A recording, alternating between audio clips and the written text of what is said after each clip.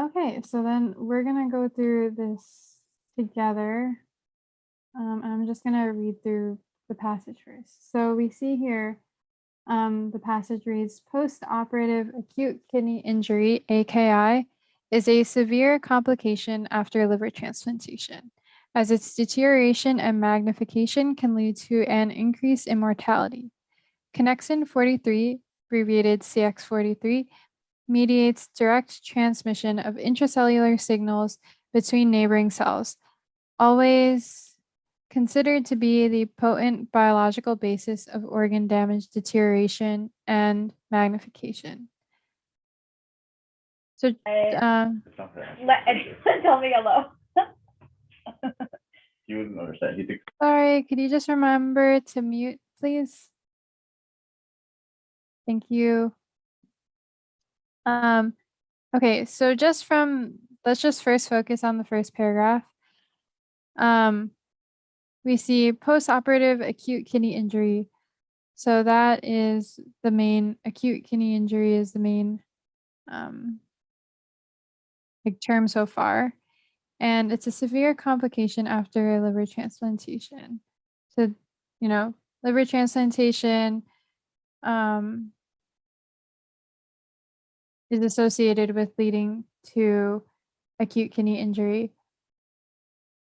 And then we see that there is a special term, connexin 43, which is mediating that transmission of intracellular signals between just neighboring cells. So just signaling between cells.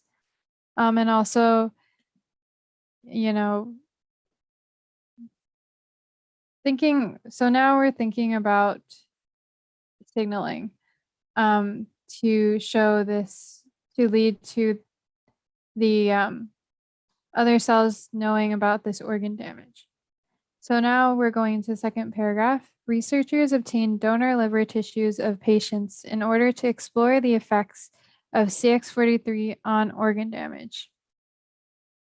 Reperfusion is a biological process used to refill blood in AKI. Donor livers displayed more severe lobular distortion with necrosis, apparent edema, hemorrhage, and neutrophil infiltration after reperfusion, compared with donor liver tissues obtained before reperfusion or normal liver tissue, for example, from patients with hepatic hemangioma. After reperfusion, CX43 mRNA and protein levels were determined as shown in Figure 1. The Figure 1 is here on this left side, and it says CX43 mRNA and protein levels in normal or donor livers before reperfusion and after reperfusion. So based on that second paragraph, we see specifically the researchers wanted to see how CX43 is associated with organ damage. And they decided to, study how the different donor livers express CX43 mRNA either normally before the reperfusion or after the reperfusion. And so the main thing here so far is that donor livers displayed more severe, all of these different problems after reperfusion. So this specifically after reperfusion, you see all of these effects. And then specifically in Figure 1, we see here that you can also see that through the CX43 mRNA units that seem to be increasing in here, the donor liver, and specifically after reperfusion. Also, something worth noting is that when it has these stars here on top for graphs, that usually means that there's a significant difference between this and the prior one for the most part. And that's where you can determine some conclusions if they give that as an answer choice. Could someone please mute? Okay, thank you.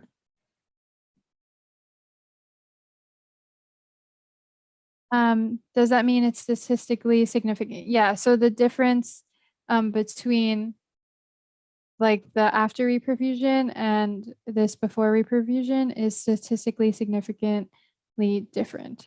Like there's a difference.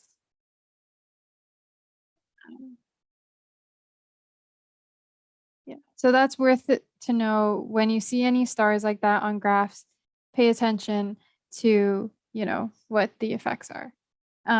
Anyway, okay, so now we're done with the second paragraph. We're going into the third one, which says autologous orthotopic liver transplantation AOLT rats were built by researchers in order to further study AKI. Researchers hypothesized that the change in CX43 expression might play an important role in AKI following AOLT. Researchers used heptanol, a well-known inhibitor of CX43 without hepatotoxicity, to alter the function of junctions composed of CX43. Heptanol has no effects on CX43 expression in kidneys or livers. So we see now that they're using these AOLT rats for another study to further study the main AKI term that we learned in that first paragraph. And we see here that they specifically use heptanol, which inhibits CX43, except so it alters the function of junctions, but doesn't affect CX43 expression. So then we see here, and then if we keep going through the next part, it says heptanol or a sham control were injected intravenously into the rats, and the pathological score of kidney cells was determined to analyze disease progression. The results are shown in figure 2. And so this is where we lead into figure 2 here, which says the pathological score of AOLT mice treated with CX43 inhibitor, which we know based on the passage is heptanol. And so we see here the x-axis. So this is 8 hours after reperfusion. So we know that this is already like an after reperfusion state. And then they said earlier here heptanol or a sham control, but we can see here that there's a sham, and then there's also a heptanol and sham option, and there's just the AOLT, and then there's also a AOLT and heptanol option. And we see again here are like asterisks showing the differences between the bar from the prior factor. And we see here that the pathological score, is higher as it goes up. And so we see that there are some differences between these groups, which we will probably go a little bit more in depth into a little later. So this right now is after figure 2. And then we go into here, the last statement that they make in this passage. Researchers also believe that RIP1 may be involved in CX43 function, and they confirm the interaction of the proteins through co-immunoprecipitation. RIP1 is a typical marker of necroptosis. They kind of leave it at that. So now we're gonna kind of go into just reviewing the passage. So I just wanted to make sure. First, what do you guys feel are the main points of interest in this passage based on the first paragraph? You guys can put it in the chat or you can unmute. It's up to you. But just wanted to briefly review. Oh, Kazi? Wait, you asked for the first paragraph, right? Yeah, for the first paragraph. Well, it emphasizes connexin's role in liver deterioration after transplantation, sorry. After transplant, yeah, so the CX43 is definitely something of interest, and let me just go back for the first, yeah, so the liver transplantation, as we can see here in the first paragraph, CX43. Does anyone else want to mention? Oh, I see, definitely the graphs. But just a note, the graphs come a little bit later. So specifically in the first paragraph, I guess, what are the main points of interest? Actually, I mean, Kazi definitely went over this. So I think we can go on to the next question, which is, what was the purpose of the first experiment and when I say what was the result, I want to say like, what were the main findings that you see?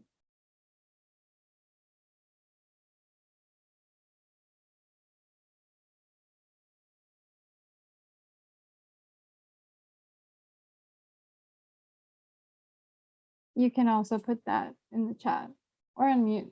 It's up to you.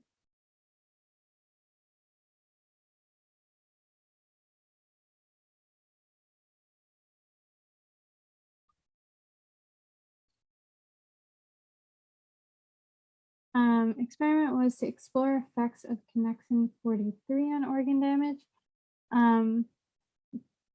Let's just so definitely, connexin 43 is important in that first graph, but focus on, it's not exactly connexin 43's effects, but remember, when we want to look at what is affecting what, we're looking at the x-axis for that independent variable that is affecting the y-axis.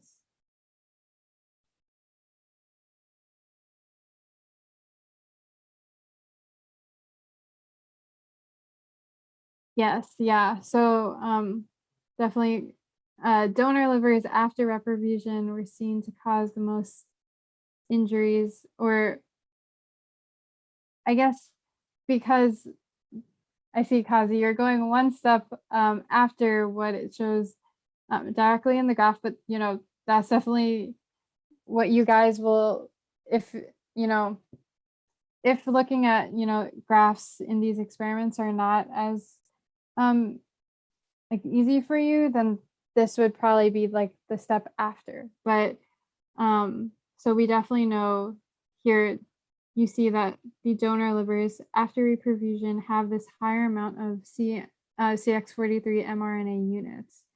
And we know that based on the passage, CX43 mediates that transmission of signals that signals this organ damage and injuries. So, okay, good job so far. And then now I also wanted to know what was the purpose of the second experiment and what were the main results.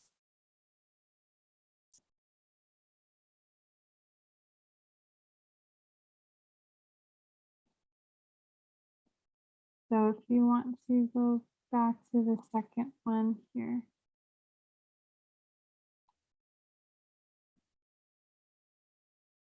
Right, yeah, so what Kazi said was the result of the first experiment. So in the second paragraph, it goes over the first experiment where it says, they obtained these liver tissues, donor liver tissues, and then it said that these donor liver tissues displayed more, all of these, injuries after reperfusion compared with those that were before or before reperfusion or normal.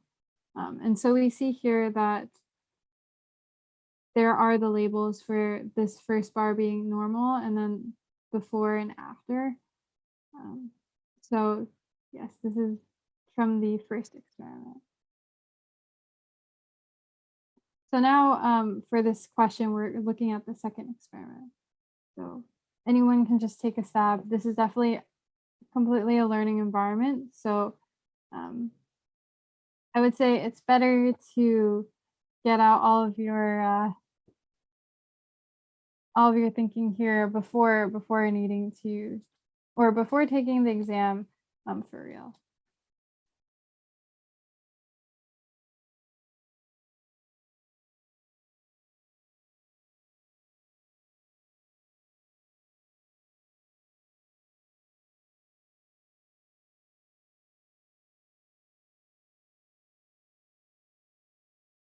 And like David said, yeah. So specifically in that first experiment, directly based on the graph, we're seeing that liver damage after, well,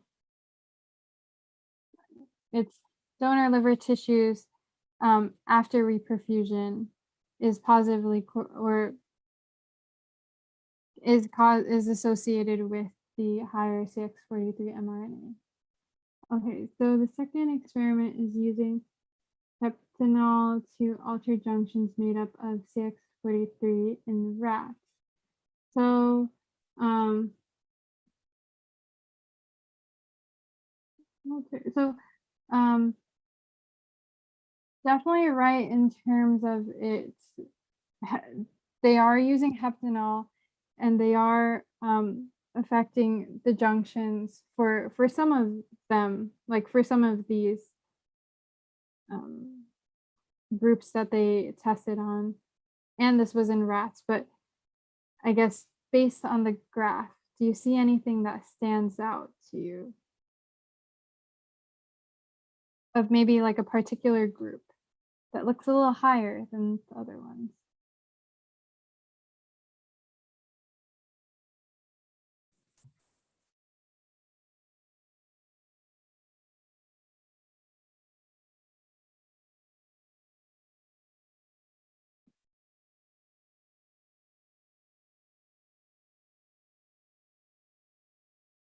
Just a reminder to, oh no, no one's talking right now. Yeah, we're just so just a reminder, the x-axis and the y-axis. So definitely just put out a guess. So What did you ask? Sorry, I just rejoined. oh yeah, no worries. I was asking about what were the main findings from the second experiment. So figure 2. And Babliha was, I mean, she definitely went over that, you know, they are using heptanol to alter junctions in rats, right? But if we're looking at this figure, is there something that kind of stands out to you based on looking at all of these different groups and results from these groups that you see here?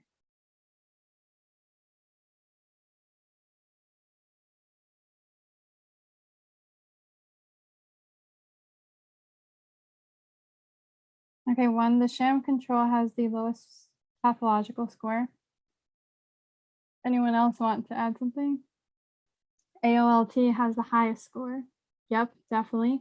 And if we want to keep going on that, so how about the heptanol? What did it, because we know that they're using heptanol also for this. So how did it seemingly affect any of the groups?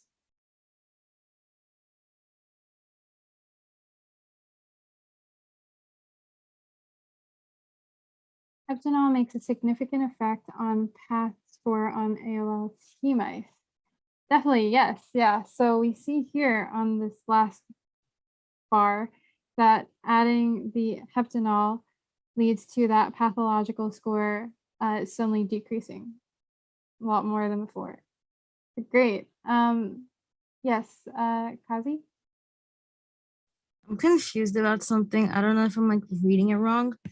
So I understand that heptanol inhibits connexin, but then in the last sentence of the third paragraph, it said it had no effects on connexin expression in the liver. So I found that contradictory. I'm not sure if I'm like understanding it wrong. Right. So so when it says it affects so it's not exactly contradictory. So it can alter the function of the junctions, meaning that that signal is not, because we know here in that first paragraph that CX43 mediates that transmission of the signals between neighboring cells, which would most likely be through junctions of a sort. And so this heptanol that inhibits it affects those junctions, so not allowing it to really like pass through or send those signals. But then it doesn't have an effect on CX43 expression.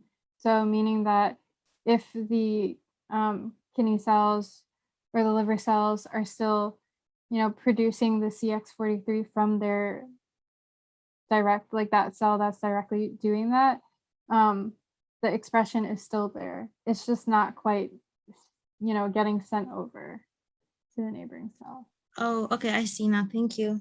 Of course, yeah. Okay, yes. So great job, guys, so far. And then this is just an extra question. What is another experiment that the author could do based on this?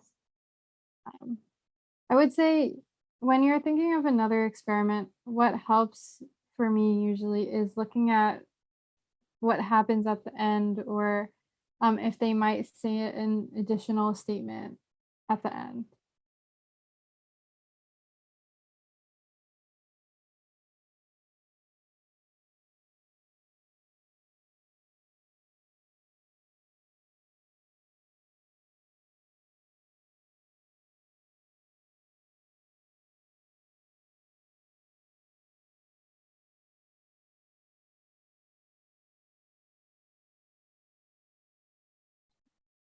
So if it helps, I'll move back to the last one.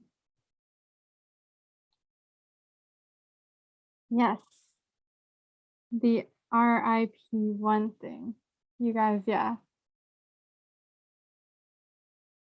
So could you like elaborate a little bit on that?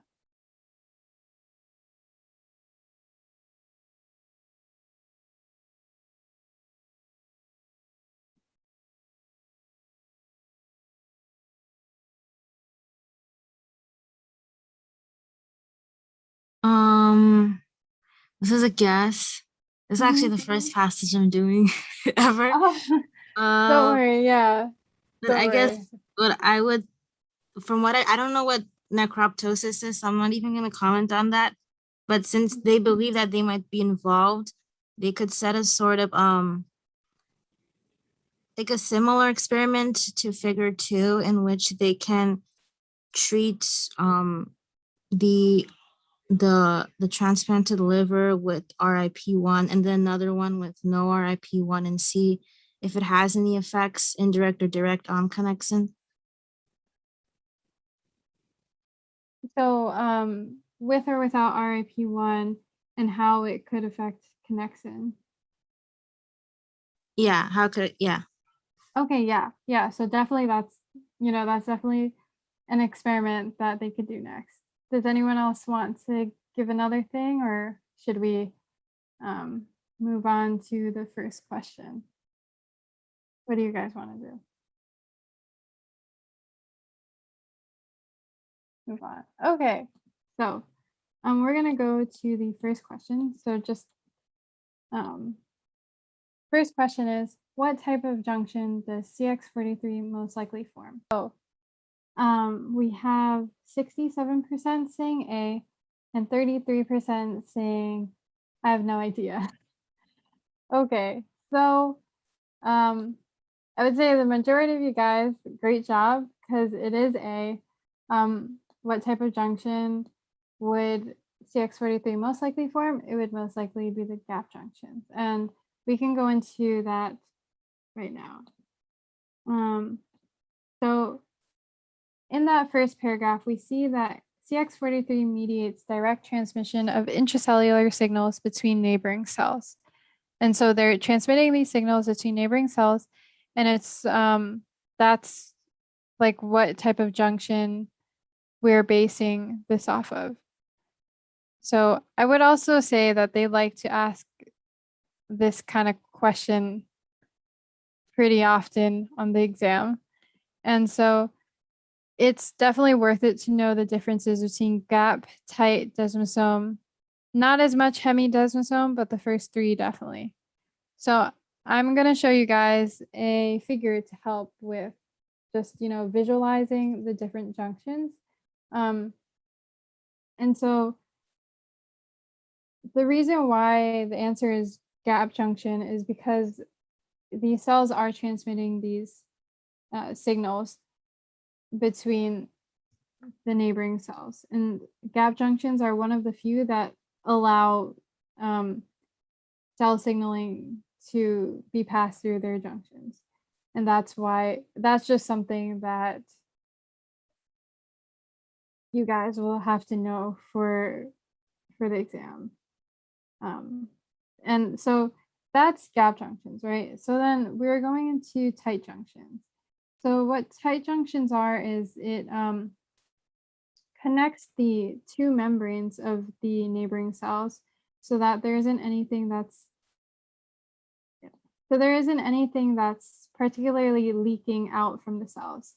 And so if we're thinking of, that CX43 like we had in the question, this CX43 would not really be able to pass through as much. It would kind of just be stuck because usually signaling cells are a little bit bigger, and tight junctions really make sure that the the fluids within the cells kind of stay inside, and maybe some small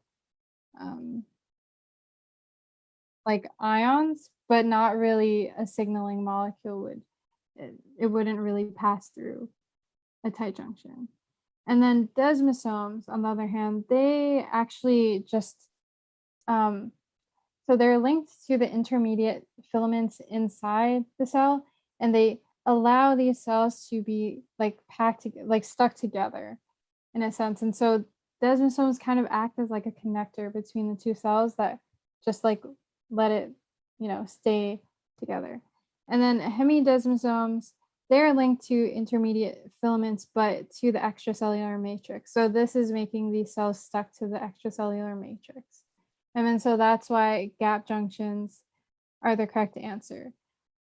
Also, specifically in that first paragraph, they mention like that the signals are sent between intracellular, they're intracellular signals. And so that if we're also thinking of like in terms of tight junctions, they focus more on just they just connect at the cell membrane. So they're not really going into that, they're not really passing through any intracellular material over to the other side. If not, we're gonna go into the next question, which I will also give you guys a minute about to think about.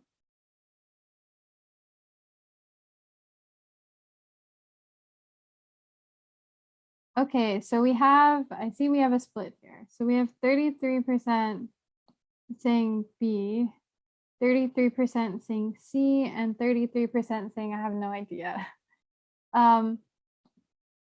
Okay, so let's just read the question first. A researcher discovers a new CX43 inhibitor made of a glycerol backbone and 3 saturated fatty acetyls. Which of the following describes the path by which the inhibitor enters the cells? So something to note about, I would say, biochem passages and chem-phys passages is that in the questions in particular, they will sometimes give hints or give properties that already hint towards what may be the answer. So we see here that this inhibitor, this new one, is made of a glycerol backbone and 3 saturated fatty acetyls. Now, before we go into the answer, what does a glycerol backbone and saturated fatty acetyls kind of remind you of? Put in the chat, or lipid, hydrophobic. Right, exactly. So like if we're thinking even just like the cell membrane, the phospholipid bilayer, that, I mean, it's the structure is a little different, but like with a glycerol backbone and one saturated and one unsaturated, but definitely like is mentioned in the chat, lipid hydrophobic, right? Because of these saturated fatty acetyls, and there's all this like hydrophobic aspect to it. So then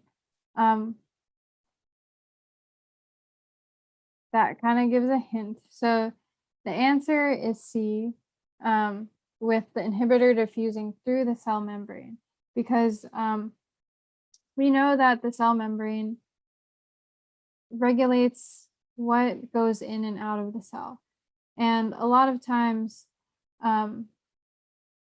so this is just also something to know, definitely something that's important to know on the exam, are the properties of the different things that make up a cell, make up of a cell. So like the cell membrane and what molecules can easily, pass through a cell versus what things cannot pass through that cell membrane.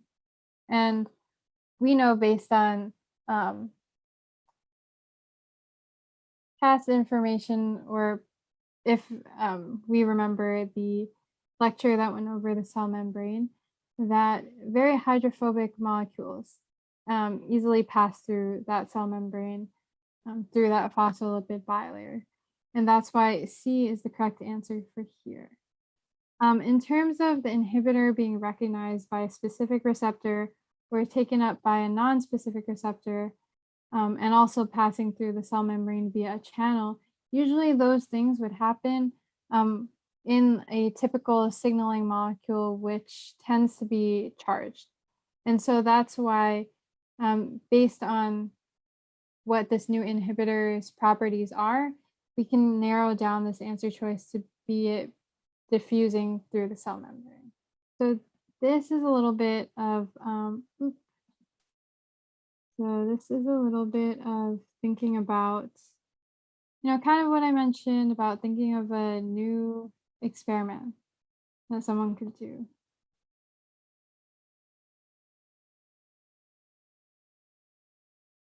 Okay. So we have 67% saying A and 33% saying I have no idea. So I will say the majority of you guys are right. So congrats. So the question says, researchers decide to interrupt the CX43-RIP1 interaction in the AOLT rat model without using a small molecule inhibitor. Which of the following will most likely disrupt the interaction? So we're focused on the interaction between CX43 and RIP1 that we know based on the passage seems to have an association with each other. So now we're going to look into the answer choices. So let's start off with B, radiation against heptanol. So we know that heptanol is an inhibitor of CX43. So if we were to do radiation against heptanol, we would kind of then get rid of the inhibitor for that, which wouldn't exactly cause a disruption in the interaction.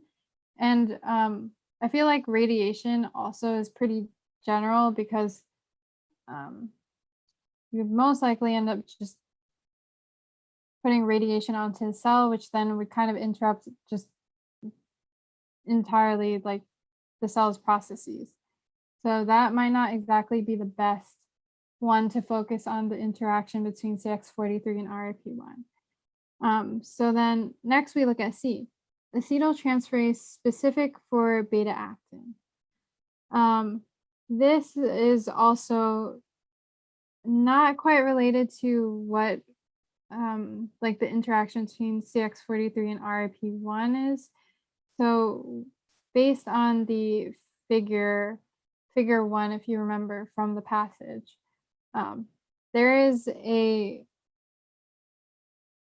part underneath the graph that shows the protein levels, or like the protein bands of what appears there, and that's where it mentions beta-actin, but beta-actin is not directly responsible for the CX43 and RIP1 interaction. So that's why C is not going to be the best answer. And then D, plasmid producing CX43. So with a plasmid, it's producing more CX43. So if we're thinking if the rat model can take up this plasmid, it would end up kind of increasing the interaction, because then it wouldn't really be disrupting the interaction. You would have more CX43, and then if there is RIP1 that's excess, then that CX43 could interact with the RIP1. And so that's why C is not quite disrupting the interaction either. So this answer choice, siRNA for RIP1, is a little bit based on more, I guess, background knowledge about siRNAs. And I would definitely suggest knowing these different inhibition methods, or like this definitely you should know. And also a lot of the, I would say, is it like molecular processes? That's very important, because they do like to use, they definitely do have a question for signaling molecules. I would say at least one passage in every exam.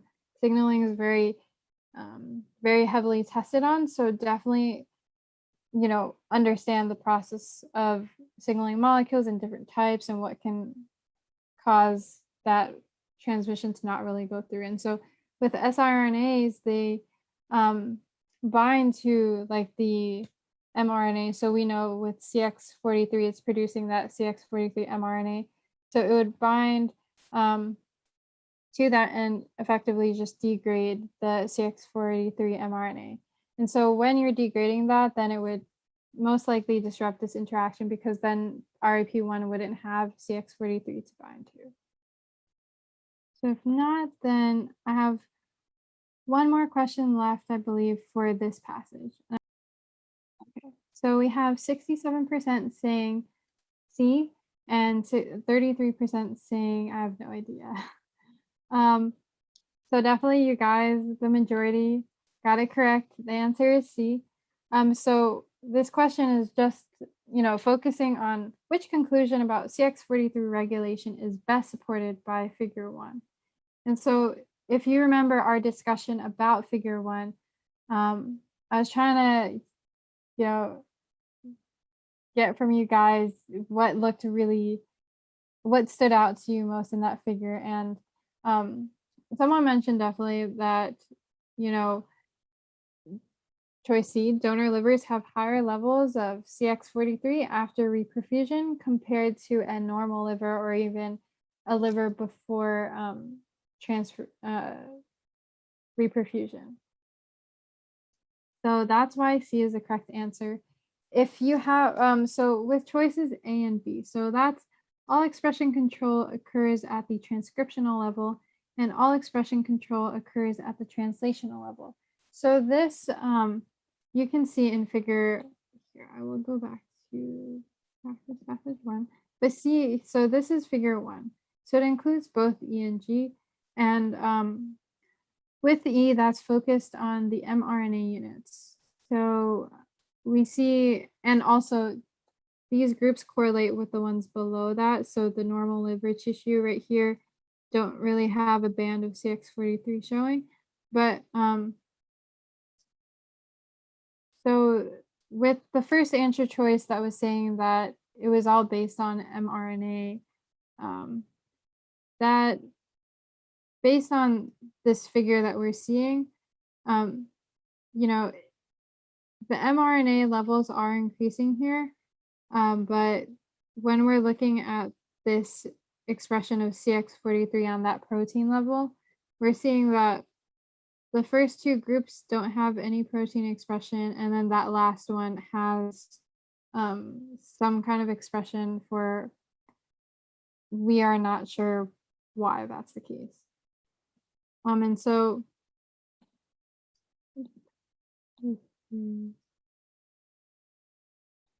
when we're looking at these answer choices saying that all expression control occurs at the transcriptional level and at the translational level, we're not entirely sure of that based on that figure, right? Because we're suddenly seeing that the mRNA levels are a little different, and also like the proteins that actually get produced at the end are different. So we don't know which step exactly is really controlling that expression at either level.